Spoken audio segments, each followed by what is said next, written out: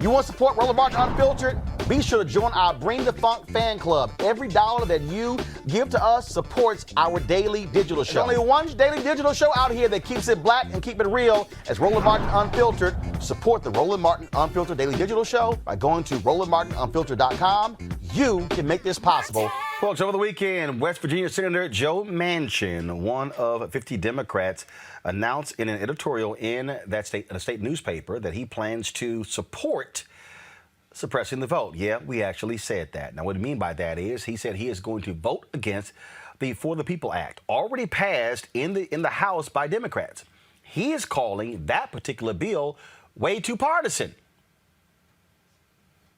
So what do you call what Republicans are doing across the country? He keeps saying we need bipartisanship. He keeps saying that he'll support the extension of the Voting Rights Act.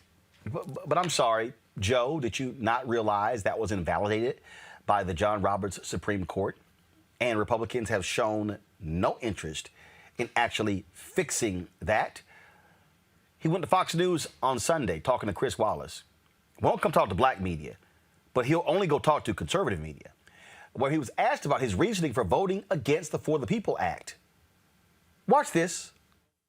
Let me ask you about another issue, voting rights. You're the only Democrat in the Senate who is not supporting S1, the so-called For the People Act, which would be a major voting reform bill. You say it's too broad and too partisan, and instead you support basically a renewal of the 1965 Voting Rights Act, which says that the feds get pre-clearance on any voting right changes in individual states, but you'd like it to apply to all 50 states, not just the states in the South that had a history of segregation.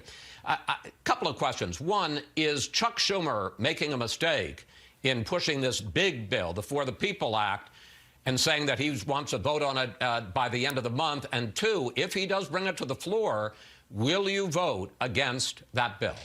Well, I've been pretty clear on that. I did an op-ed back home in West Virginia. It came out today, and laid out my concerns and my preference of what I think would happen.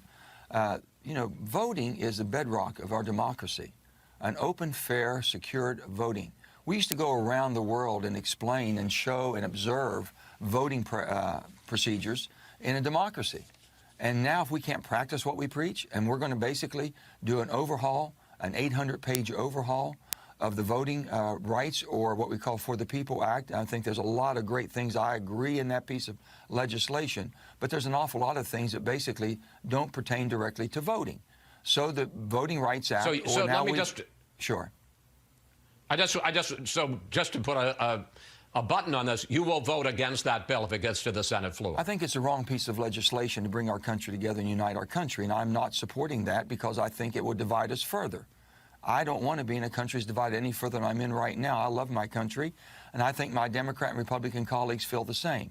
If we continue to divide it and separate us more, it's not going to be united, and it's not going to be the country that we love and know, and it's going to be hard because it'll be back and forth no matter who's in power. He doesn't want to see a country that is divided. Yet right now, in Texas, they try to pass an onerous voter suppression law. Georgia, Florida, Iowa, Arkansas. I can go on and on and on. What in the hell world is Joe Manchin living in? Does he not see what is going on? Does he not see that the Supreme Court handed Republicans a huge victory with gerrymandering by saying, oh, no, we can't get involved in partisan gerrymandering? That's left up to the state courts. Well, the problem with that is Republicans have gerrymandered the states so they control the state Supreme Courts. They control 61 out of the 99 legislative bodies in the country. If these laws go forward, they can further solidify their support, actually hurting black and brown voters. But not just black and brown voters, white voters. They're targeting white voters, college-educated white voters. They're targeting the suburbs in Texas where Republicans have been getting killed. And then he's, bipartisan. Fine, Joe. Show me the 10. By all means, Manchin, show me the 10. He says that, his colleague, Lisa Murkowski, agrees with him when it comes to the Voting Rights Act. Okay, let's assume 50 Democrats vote for it. Murkowski's 51. You say you will end the filibuster. How in the hell will the John Lewis Act get passed if you don't have 9 more Republicans? Joining us now, New York Congressman Jamaal Bowman. Congressman, glad to have you on the show. The logic of Manchin is beyond belief. It is sheer stupidity. He keeps talking, I don't want the nation divided. I don't want us actually split. Fine, Joe. Please show me the 9 other Republicans you're going to bring along with Murkowski. I'll wait. Yeah, he's designated himself as the protector of a myth that states, we need to become more bipartisan. And if I support HR1, it drives us further apart. The bottom line is corporations and the wealthy elite control our democracy. They control our Congress, and they control specifically the Republican Party. And what HR1 does, in addition to retroactively providing protection when it comes to voting rights, it also gets big money out of politics. So now me and other members of Congress will be more beholden to the people than we are to large corporations. This is something that Senator Manchin never speaks about. He only puts up the myth of we need a bipartisan protection of voting rights. Yes, we do, but the Republicans have also shown no willingness to negotiate in good faith. So HR1 ends gerrymandering. It protects voters in terms of outside interference, and it gets big money out of politics and brings us closer to a one person, one vote. Everyone's voice is empowered within a multiracial democracy. And that is why HR1 is so significant. But it's not just Manchin. It's a bigger system that's been in place where through a minority rule in the Senate, we have a minority controlling the majority of the American people. Well, and your colleague, Representative Mondaire Jones, he sent out a series of tweets that I thought was important because Manchin, Manchin wrote this. Unfortunately, we're now witnessing that the fundamental right to vote has itself become overtly politicized. Today's debate about how to best protect our right to vote and to hold elections, however, is not about finding common ground, but seeking partisan advantage. Whether it is state laws that seek to needlessly restrict voting or politicians who ignore the need to secure our elections, partisan policymaking won't instill confidence in our democracy. It will destroy it. Okay, let's just deal with right here, where he says, whether it is state laws that seek to needlessly restrict voting, that's Republicans, or politicians who ignore the need to secure our elections. I'm sorry, Congressman, just correct me if I'm wrong. How many secretaries of state said their elections were secure? How many secretaries of state uncovered voter fraud? So I'm just trying to figure out who the hell is ignoring securing our elections. Is he literally saying that Democrats are ignoring securing our elections? That's a Republican Donald Trump, I lost, it was rigged talking point. 100% correct. Donald Trump and the Republican Party have been pushing the big lie of a stolen election. No evidence of that whatsoever. They continue to push that big lie. Republicans voted to overturn the Electoral College in the House. They failed at that. Republicans did not vote to impeach Donald Trump despite clear evidence that he incited an insurrection. Just recently, a couple of weeks ago, Republicans in the Senate did not support the forming of a commission to investigate the January 6th insurrection. So we got the majority of the votes to pass it if a simple majority was enough. But because of the filibuster, we did not get the 10 votes from the other side that we needed. So we are in a place now where Republicans continue to obstruct. They continue to push a big lie. And Manchin, as a Democrat, is using their talking points in terms of his holier-than-thou stance on protecting our democracy. We were sent, Democrats were sent to Congress to deliver for the American people. HR1 is popular amongst Democrats and Republicans. We need to pass HR1. We need to pass common sense gun control legislation. We need to pass common sense immigration legislation and many other pieces of legislation that cannot move because of the filibuster and because Manchin, in and of himself, continues to act as a singular filibuster with popular American policies. I love this one here. This is also from the same op-ed he wrote. Democrats in Congress have proposed a sweeping election reform bill called the For the People Act. This more than 800-page bill has garnered zero Republican support. Why? Are the very Republican senators who voted to impeach Trump because of actions that led to an attack on our democracy unwilling to support actions to strengthen our democracy? Yeah. Are these same senators whom many in my party applauded for their courage now threats to the very democracy we seek to protect? Yeah. But here's what's hilarious, Congressman Bowman. Only 7 Republican senators voted to impeach Trump. 50 plus 7 equals 57. That's still not enough to get to 60. I mean, he's asinine. I mean, I sit here and go, dumbass, do you even understand what you're writing?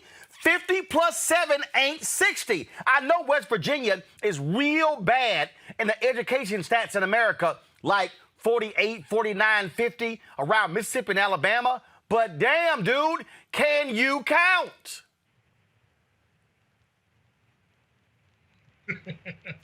And I think it's important to also mention what the filibuster was designed to do. The filibuster was designed to stop civil rights legislation, specifically anti-lynching legislation, Southern Dixiecrats.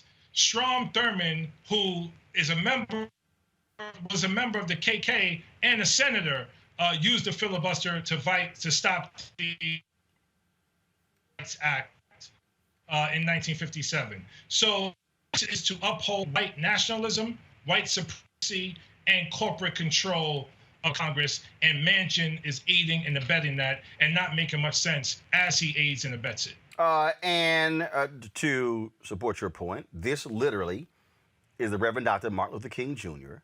talking about the filibuster, specifically when it comes to voting. Maybe Joe Manchin and Meghan McCain should watch this.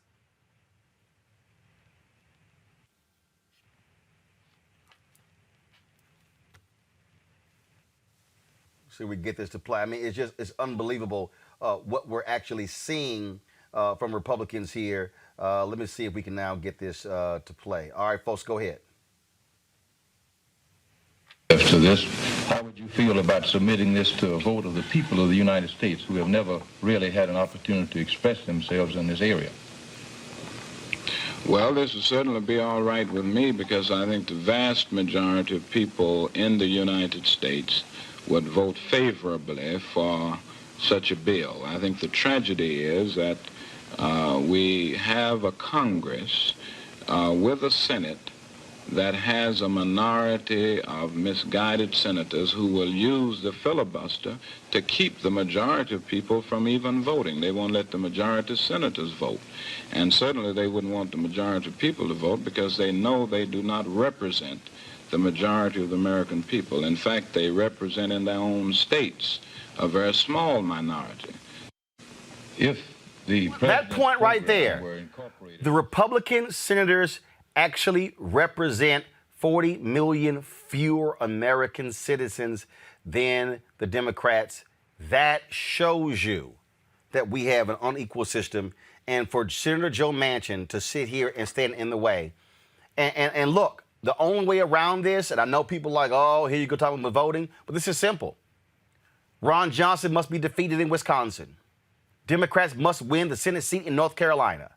They must win that Senate seat in Pennsylvania. They must retain the Senate seats in Georgia and Arizona.